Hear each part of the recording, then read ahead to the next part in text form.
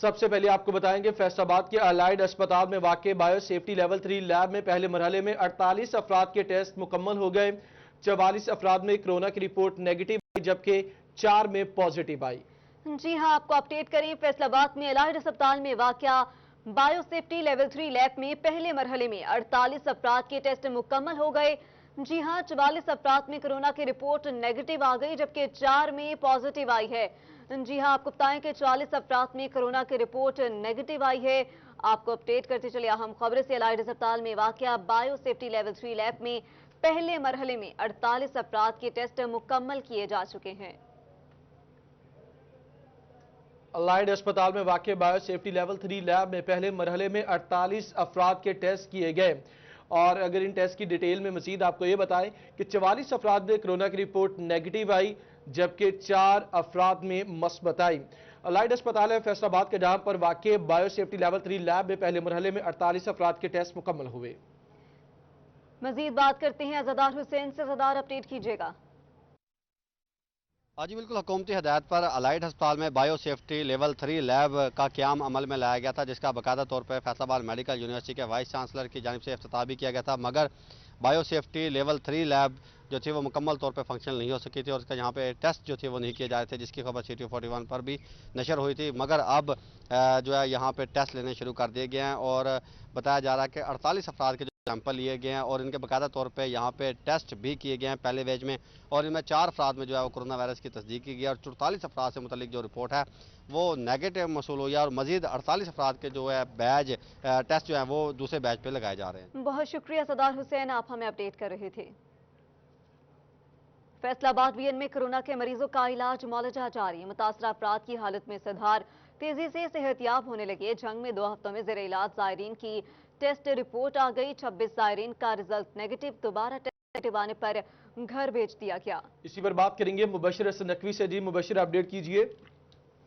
झंग में corona virus के खतरात अब कम होने लगे हैं। झंग में वेटरनरी यूनिवर्सिटी करंतना सेंटर में जो ज़ेरे इलाज मरीजों की तादाद थी, अब उसमें भी कमी आना शुरू हो चुकी है। ईरान से आए ज़ायरीन जिनको करंतना सेंटर वेटरनरी यूनिवर्सिटी में रखा गया था, उनमें से तकरीबन जो 27 अफराद के रिजल्ट आ गए हैं, जिनमें से अफराद ऐसे हैं जिनमें कोरोना वायरस नेगेटिव आया है, जिससे अच्छी खबर सामने आई है कि अब कोरोना वायरस के मरीज़ जो हैं वो कम होने लगे हैं। तमाम इस हवाले से जो वेटरनरी यूनिवर्सिटी में करंतना सेंटर की इंतजामिया है उसके मुताबिक अभी मजमूई तौर पर जो करंतना सेंटर में ज़ेरे इलाज जो मरीज़ हैं जिनमें कोरोना वायरस पॉजिटिव है उनकी तादाद अब 12 रह चुकी है और ये तमाम अफराद जो हैं वो झंग के ही रहने वाले हैं। धजी रोड और सैटेलाइट टाउन और झंग बाजार के रैशी अफराद हैं जिनको अब इनका इलाज मुआवजा यहाँ पर जारी है। हम इस हवाले से जो करंतना सेंटर की इंतजामिया उनका कहना है कि जिन 26 अफराद में कोरोना वायरस का रिजल्ट नेगेटिव आया है उनके टेस्ट एक बार फिर फैसलाबाद भिजवाए गए हैं और जल्द ही इनकी रिपोर्ट आ जाएगी और इस तरह इन तमाम 26 जो अफराद हैं इनको घर भिजवा दिया जाएगा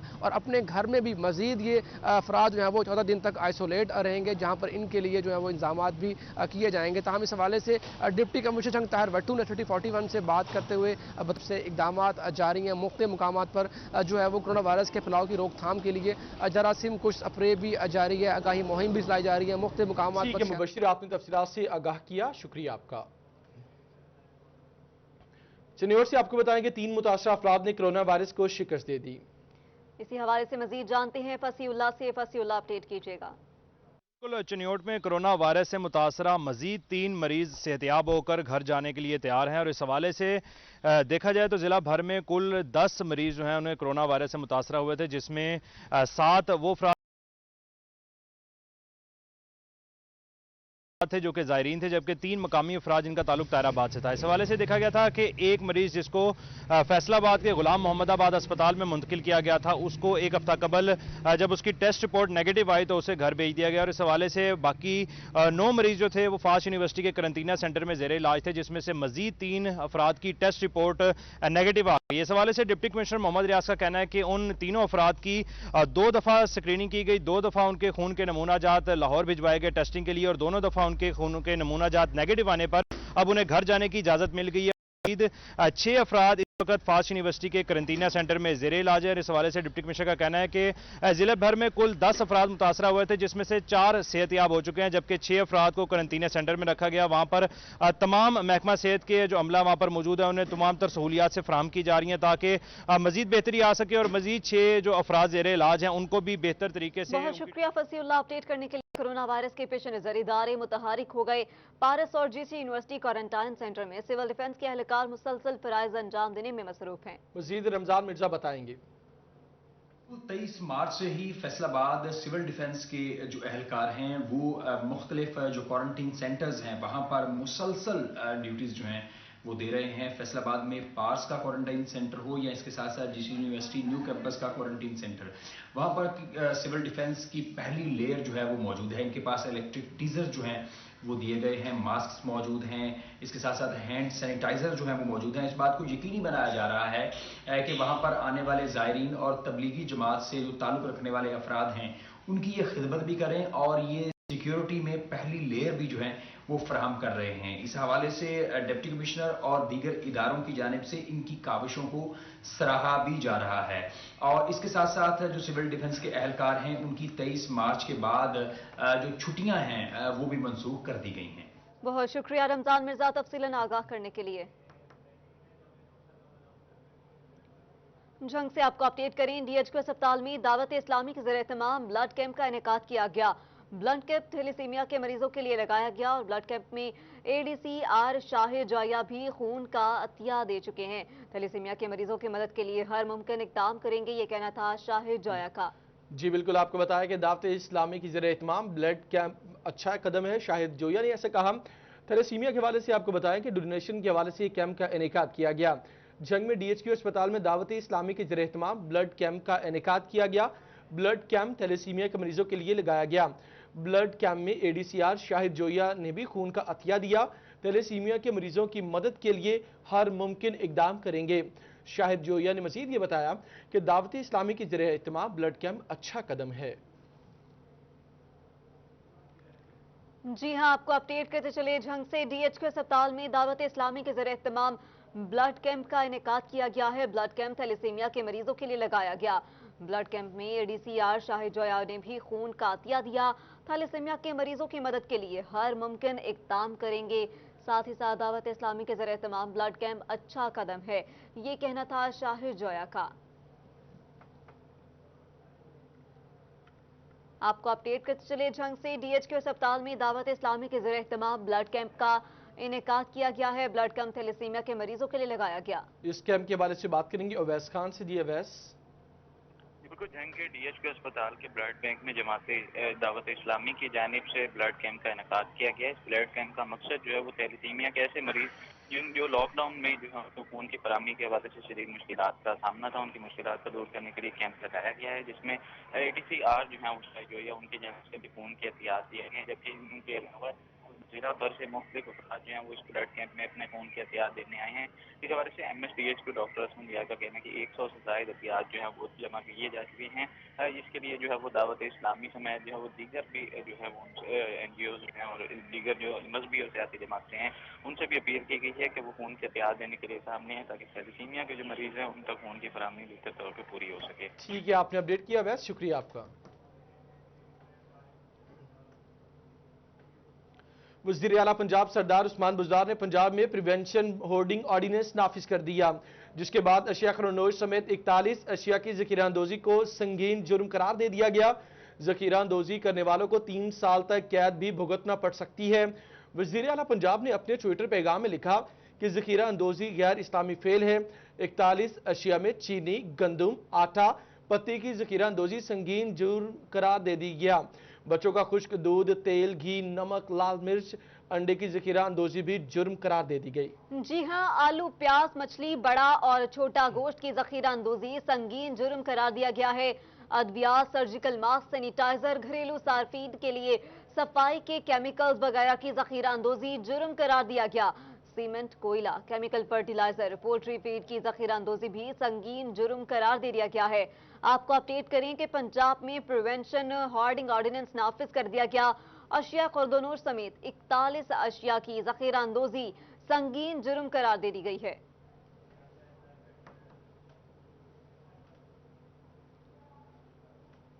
लॉकडाउन में नरमी की गई, कुछ कारोबार चलाने की इजाजत दी गई, मगर ताजिर इस फैसले से खुश नहीं। सिटी क्लॉथ बोर्ड के जनरल सेक्रेटरी अब्बास हैदर शेख कपड़ा मार्केट को खोलने का मुतालबा करने लगे। राना फजील अहमद मजीद बताएंगे। जी बिल्कुल, हुकूमत की जानिब से लॉकडाउन में नरमी का ऐलान तो किया गया, लेकिन जो फैसलाबाद के ताजिर हैं उनकी जानिब से एतराज़ किया जा रहा है कि जो लॉकडाउन में नरमी का ऐलान किया गया है, हुकूमत की उस पॉलिसी की कुछ समझ नहीं आ रही कि तमाम जो कपड़े की मार्केटें हैं उनको खोलने की इजाज़त नहीं दी जा रही, और इसके बाद जो दर्जी की दुकान है वो खुल सकती है, और ताजरों की जानिब से इस हवाले से एतराज़ किया जा रहा है। तो मंदर गली के चेयरमैन हमारे साथ मौजूद हैं, उनसे पूछते हैं वो क्या कहेंगे इस हवाले से, क्या मुतालबा करेंगे। जी हाई साहब बताइएगा, क्या कहेंगे आप इस हवाले से। अस्सलाम वालेकुम जी। मार्केट बंद की वजह से ना लोगों के माशी हालात बहुत बुरे हो गए हैं। कब दर्जियों की दुकानें खुली हैं, उनको कपड़ा नहीं जाएगा, वो क्या सिएंगे। बात यह है कि मार्केट में कोई मशरूत शराइत में दुकानें 10 बजे से शाम 5-6 बजे तक खुलनी चाहिए। जी बिल्कुल, कोई टाइम जो है वो देना चाहिए ताजरों को जिस पर वो अमल दरामद करेंगे और अपना कारोबार कर सकेंगे। सिटी क्लॉथ बोर्ड के जनरल सेक्रेटरी अब्बास हैदर शेख भी हमारे साथ मौजूद हैं, उनसे पूछते हैं। जी शेख साहब, आप बताइएगा, आप क्या कहेंगे सवाल। जी ऐसे है कि आप देख लें कि गला मंडी वो खुली है, गोल करियाना वो खुला है, सब्जी मंडी वो खुली है, वहाँ पे रश जमे गफ़ीर लगा हुआ है। एक आप देखें वहाँ पर रश का तूफ़ान आया हुआ है। मैं कहता हूँ कि सोशल डिस्टेंसिंग पर पाबंदी करवाते हुए गवर्नमेंट को चाहिए तमाम कारोबारी अदारे एक शेड्यूल के मुताबिक खोले जाएं, ताकि हमारे ये इदारों के मुताबिक खोले जाएं। बहुत शुक्रिया अपडेट करने के लिए। आपको बताएं कि स्टीरॉयड और ममनुआ अद्वियात के इस्तेमाल एक और खिलाड़ी की जान ले गया। कबड्डी खिलाड़ी प्लेयर ममनुआ अद्वियात के इस्तेमाल की वजह से जान की बासी हार गया। 196 कोना का रिहायशी हुसनैन तोता ममनुआ अद्वियात खाने से गुर्दों के मर्ज में मुब्तला हुआ था। तर्जुमान कबड्डी फेडरेशन का ऐसा कहना है। मजीद आपको अपडेट करते चलें। आपको बताएं कि स्टीरॉयड और ममनुआ अद्वियात का इस्तेमाल एक और खिलाड़ी की जान ले गया। कबड्डी खिलाड़ी प्लेयर ममनुआ अद्वियात के इस्तेमाल की वजह से जान की बाजी हार गया। 196 कोना का रिहायशी हुसनैन तोता ममनुआ अद्वियात खाने से गुर्दों के मर्ज में मुब्तला हो गया। तर्जुमान कबड्डी फेडरेशन ने ऐसा कहा। आपको अपडेट करते चले अहम खबर से। स्टीरॉयड और ममनुआ अद्वियात का इस्तेमाल एक और खिलाड़ी की जान ले गया है। इसी हवाले से बात करते हैं अली रजा से। जी अली रजा, अपडेट कीजिएगा। हाँ जी बिल्कुल, 196 का रहायशी जो है वो हुसनैन तोता जो है वो अपनी जान की बाजी हार गया। ममनू मसनूआत खाने से जो है वो 1 माह पहले अलाइड हॉस्पिटल में दाखिल हुए थे, लेकिन गुज़िश्ता रात जो है वो जान की बाजी हो गई। इस वक्त मेरे साथ आयरन मैन के CEO और जिम चला रहे हैं पट्टी राय हबीब साहब, उनसे बात करते हैं। सर बताइएगा, नया नौजवान जो है वो नया उभरता हुआ सितारा, बहुत अच्छा राइडर था कबड्डी का, वो जो जान की बाजी हार गया इस तरीके से ममनू मसनूआत के हवाले से, तो क्या कहेंगे आप इस हवाले से? मेरी हुकूमत वक्त से जो आला हुक्मरान हैं या जो स्पोर्ट्स से रिलेटेड मतलब शोबे हैं गवर्नमेंट के, उनसे और आपके तवज्जुह से मतलब और फेडरेशन के आला अहदेदारान से जो समझते हैं कि ये जानी नुकसान हुआ है स्टीरॉयड की वजह से, बिल्कुल इसका तौक़ुफ़ होना चाहिए, पीछा होना चाहिए। इसने किससे मेडिसिन ली, किसके कहने पे मेडिसिन खाई, ताकि आइंदा ही ऐसी गलती ना हो। बच्चे तो ये समझ नहीं रखते, मतलब बच्चों को तो नहीं पता कि नेचुरल फूड ही मतलब असल फूड है। बेसिक फूड जो जब आप लेंगे, फूड अच्छा होगा, ट्रेनिंग अच्छी होगी, तब भी आप खिलाड़ी अच्छे बनेंगे, तब भी आप स्पोर्ट्समैन अच्छे होंगे। ये जो पाकिस्तान में 2 नंबर स्टीरॉयड मिल रहे हैं, सप्लीमेंट भी 2 नंबर मिल रहे हैं, तो इनको सख्त कड़ी से कड़ी सजा होनी चाहिए। As a sportsman prime minister Imran Khan साहब इस पर एक्शन लें। ये जो नौजवान मतलब अल्लाह को प्यारा हो गया है, इसी को मतलब नज़र में रखते हुए आइंदा के लिए इबरत बना दें। जो ममनूआ अद्वियात मतलब इस्तेमाल करवाते हैं या जो बेचते हैं, चंद टकों की खातिर अपना अमान भी बेचते हैं, लोगों की ज़िंदगियों से भी खेलते हैं। आप पे बड़ी जिम्मेदारी होती है क्योंकि आप जिम भी यहाँ पे चला रहे हैं और इवेंट भी आप करवाते हैं बॉडी बिल्डिंग के हवाले से, तो इसलिए क्योंकि नौजवान जो नए नए हैं वो उनका कोशिश होती है कि जल्द हमारा जिस्म बन जाए, इस हवाले से वो इस तरीके के अद्वियात खाते हैं, तो उनके लिए आप क्या कहें? एक्चुअली ये है कि न्यूट्रिशन होते हैं, कोचेज़ होते हैं, ये उनकी जिम्मेदारी है, डॉक्टर्स होते हैं। एक पीक पे जब खिलाड़ी जाता है ना, मतलब नेशनल लेवल पे या इंटरनेशनल लेवल पे स्टूडेंट जब खेलता है, तब उसको स्पोर्टिंग में मतलब सप्लीमेंट वगैरह की ज़रूरत होती है, विटामिन्स की ज़रूरत होती है। वो खिलाड़ी मतलब मशवरे से मतलब कोचेज़ से उनको ट्रीट किया जाता है। तब भी वो को पोजीशनें लेते हैं। अच्छा, ये जो मतलब छोटे मतलब कस्बों में या गाँव में या गली मोहल्ले में मतलब ये छोटे जिम लेवल पे बंदा पहले दिन आके डंबल उठाता है, वो समझता कि मेरा आर्नल्ड से बड़ा डंड हो जाए, मैं पहले दिन ही बॉडी बिल्डर बन जाऊँ, या मैं ये अब्बास बाटी बन जाऊँ, हीरा भट्ट बन जाऊँ, कबड्डी में एक नाम बन जाए, मुशर्रफ जंजवा बन जाऊँ। तो उसके बनने में ये देखें कि टाइम कितना है, स्ट्रगल कितनी है। ये जो नए बच्चे जो ज्वाइन करते हैं स्पोर्ट्स को, वो बेसिक फूड पे तवज्जो दें। थोड़ा सा ये भी बताइएगा कि ज्यादा फूड खाने से भी हो जाता है कि जितनी अगर। शुक्रिया अपडेट करने के लिए। फैसलाबाद जनरल अस्पताल हसीब शहीद कॉलोनी के मेडिकल सुपरिटेंडेंट और वुमेन मेडिकल ऑफिसर में होने वाले झगड़े का ये मामला पाकिस्तान मेडिकल एसोसिएशन खातून डॉक्टर की हिमायत के लिए सामने आ गई। मेडिकल सुपरिटेंडेंट के खिलाफ कानूनी कार्रवाई करने की गुजारिश कर दी। कहते हैं नहीं तो अस्पतालों में काम बंद करके एहतजाज किया जाएगा। फैसलाबाद जनरल अस्पताल हसीब शहीद कॉलोनी के मेडिकल सुपरिटेंडेंट और वुमेन मेडिकल ऑफिसर में होने वाले झगड़े का मामला है। ये पाकिस्तान मेडिकल एसोसिएशन खातून डॉक्टर की हिमायत के लिए सामने आ गई। मेडिकल सुपरिटेंडेंट के खिलाफ कानूनी कार्रवाई करने की गुजारिश कर दी। कहते हैं नहीं तो अस्पतालों में काम बंद करके एहतजाज किया जाएगा। जी हां, आपको अपडेट कर रहे हैं एक अहम खबर से। फैसलाबाद जनरल अस्पताल हसीब शहीद कॉलोनी के मेडिकल सुपरिटेंडेंट और वुमेन मेडिकल ऑफिसर में होने वाले झगड़े का ये मामला कल से चला रहा है और आपको बताएं कि पाकिस्तान मेडिकल एसोसिएशन खातून डॉक्टर की हिमायत के लिए सामने आ गई। बात करते हैं अज़ादार हुसैन से। अज़ादार, अपडेट कीजिएगा।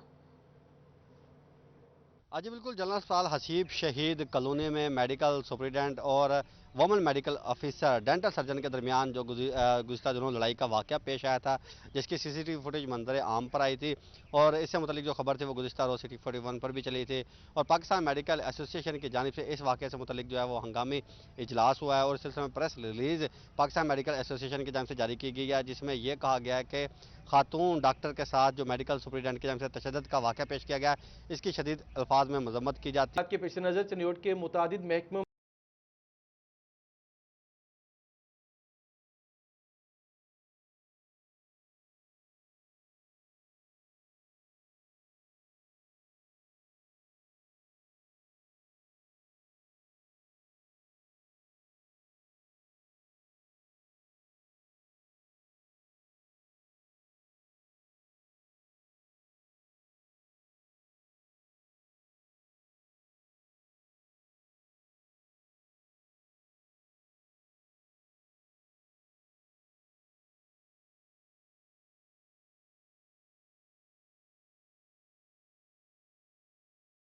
में जारी डेवलपमेंट प्रोग्राम रोके जाने का इंकशाफ। अकाउंट ऑफिस ज़राए के मुताबिक सेक्रेटरी फाइनेंस की तरफ से उन्हें फंड्स जारी करने से मना कर दिया गया। इसी हवाले से मजीद बात करते हैं बाबर मुनीर से। जी बाबर, क्या तफसीलात है इसके मुतालिक? बिल्कुल जी, मुमकिन तौर पर कोरोना वायरस के बढ़ते हुए खदशात के पेश नज़र सेक्रेटरी फाइनेंस के बिहाफ पर तमाम जो मुतअद्दिद सरकारी महकमे हैं वहाँ पर जो डेवलपमेंट स्कीमें चल रही थी, तरक्याती काम चल रहे थे, जो जिन प्रोग्रामों का आगाज़ किया गया था, उनके फंड्स जो हैं वो उन्हें रोके जाने का इंकशाफ हुआ है और उधर अकाउंट ऑफिस राय के मुताबिक सेक्रेटरी फाइनेंस की बिहाफ पर ये फंड्स जो हैं वो रोके गए हैं, जिनमें अगर महकमा ज़राअत की बात की जाए तो वज़ीर-ए-आज़म ज़रूरी एमरजेंसी प्रोग्राम के तहत वहाँ पर नुमाइशी प्लाट जो हैं वो लगाए जा रहे हैं या सब्सिडी जो है वो चीज़ों पर दी जा रही है, उस पर भी जो है वो एक दफ़ा बैन कर दिया गया है। दूसरी जानिब देखा गया था कि जो गंदम के काश्तकार थे उन्होंने नुमाइशी प्लाट लगाना थे, उनका 32 खुश नसीब काश्तकारों में 11-11 हज़ार रुपये नुमाइशी प्लाट लगाने के लिए जो है वो तकसीम किए गए थे। इसी तरह कमाद और चावल के जो काश्तकार हैं उन्हें जो है वो 30-30 हज़ार रुपये फ़ी एकड़ के हिसाब से दिया जाना है, जिस पर पाबंदी आयद कर दी गई है।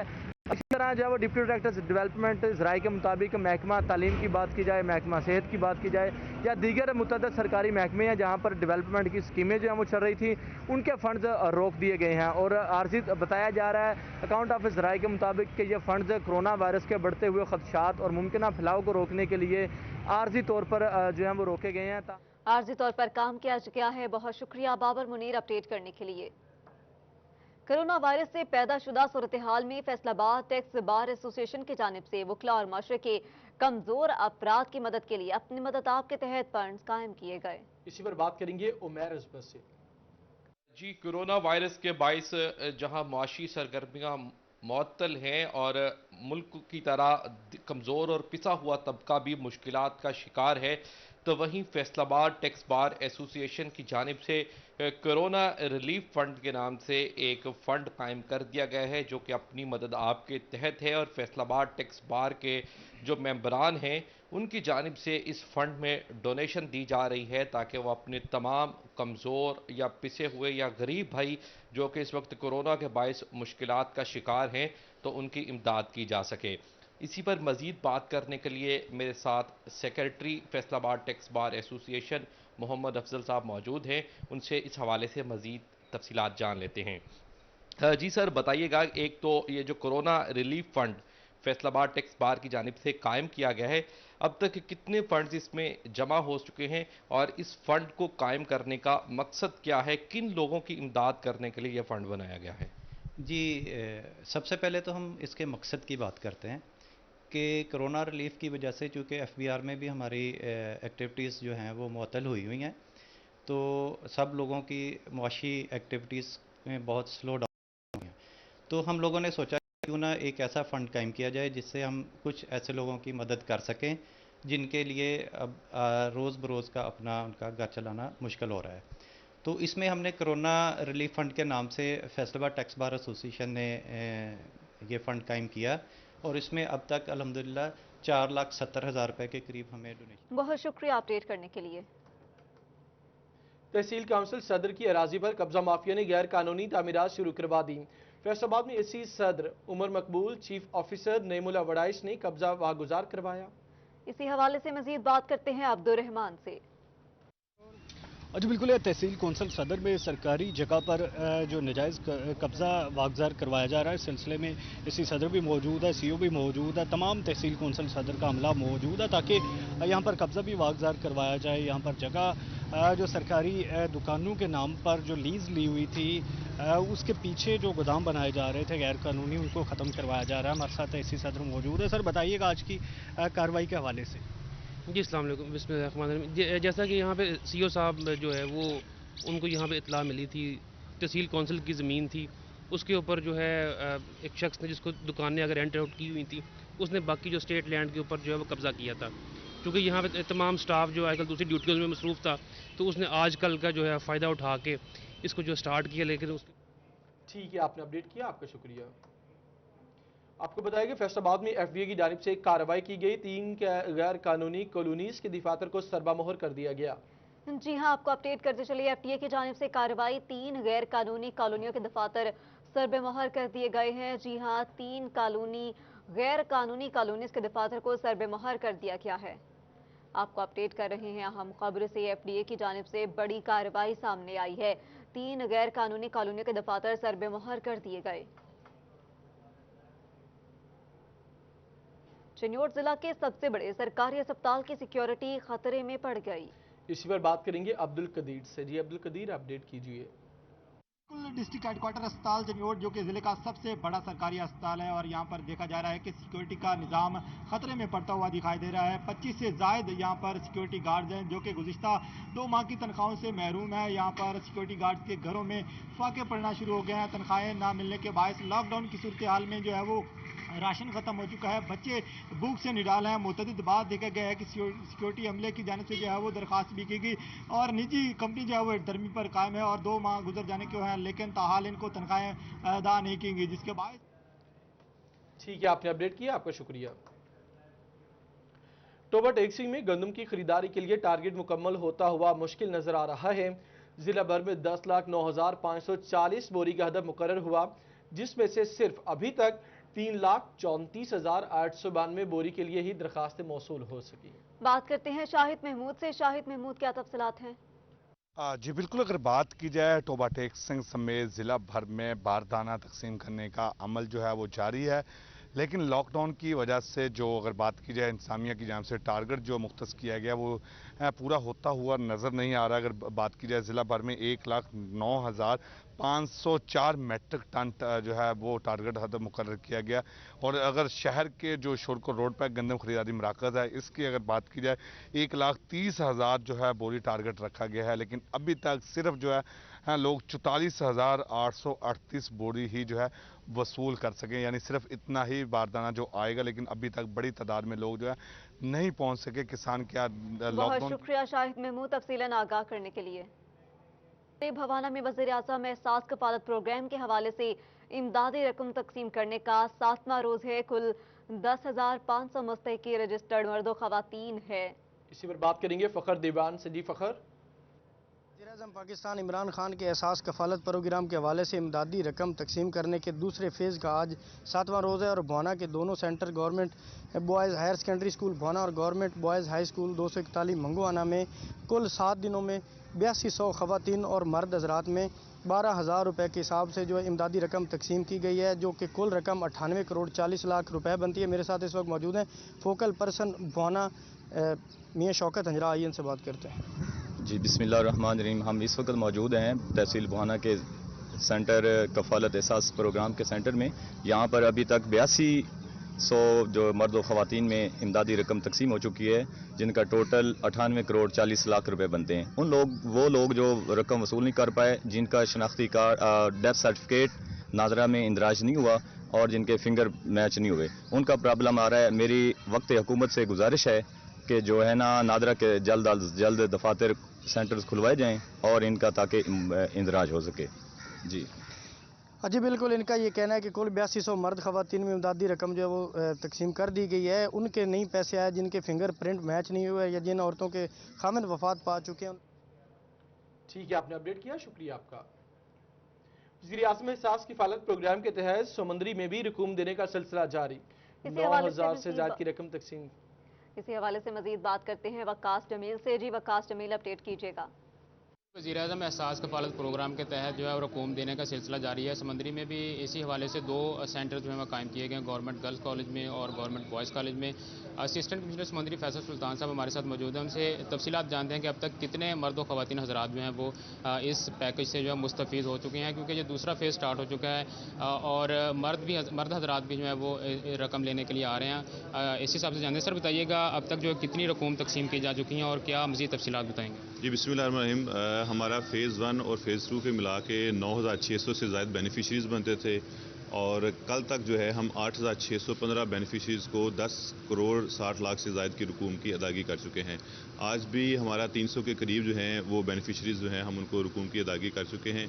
हमें उम्मीद है कि इंशाअल्लाह ताला अगर बेनिफिशरीज़ आ जाएंगे तो कल शाम तक जो है ये हमारे जो रकूम की अदायगी हम कर लेंगे। अगर इसके साथ साथ जो है फ़ेज़ 3 जैसे कि गवर्नमेंट ने अनाउंस किया है, फ़ेज़ 3 का भी आगाज़ हो जाएगा, तो जैसे ही हमें वो डिटेल्स आती हैं कि फ़ेज़ 3 के कितने बेनिफिशरीज़ हैं, हम इंशाअल्लाह ताला उनको भी अकोमोडेट करेंगे। जिस तरह हम पहले से कर रहे हैं, हम सिर्फ बेनिफिशरीज़ को अकोमोडेट नहीं कर रहे, बल्कि इसके साथ साथ हमने जो मुख्तलिफ डिपार्टमेंट्स का जो स्टाफ लगाया हुआ है, जिसमें एजुकेशन है। बहुत शुक्रिया अपडेट करने के लिए। मुस्लिम लीग नून के साबिक MNA हाजी अकरम अंसारी और MPA खालिदा मंसूर की जानिब से खवातीन में राशन तकसीम किया गया। इसी पर बात करेंगे शाहिदा परवीन से। जी बिल्कुल, लॉकडाउन की सूरत हाल पैदा हुई तो जहां पर मजदूर और दिहाड़ीदार तबके को कारोबार बंद होने और अपने खाने पीने की फिक्र सताने लगी, तो मुस्लिम लीग नून के साबका MNA हाजी अकरम अंसारी और MPA खालिदा मंसूर की जानिब से राशन तकसीम करने का सिलसिला जो है वो जारी किया गया और लोगों के घरों में राशन पहुँचाया जा रहा है।